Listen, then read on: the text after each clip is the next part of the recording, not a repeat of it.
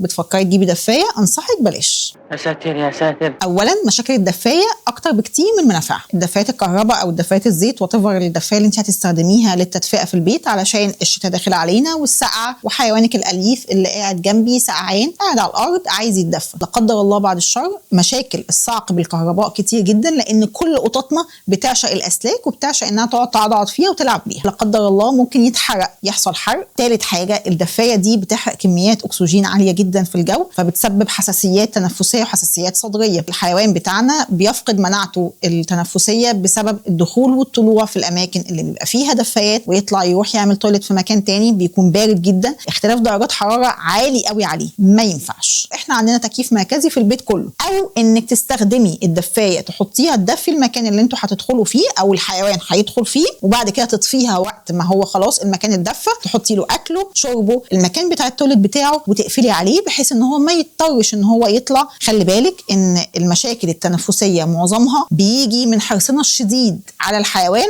الشتاء داخل علينا،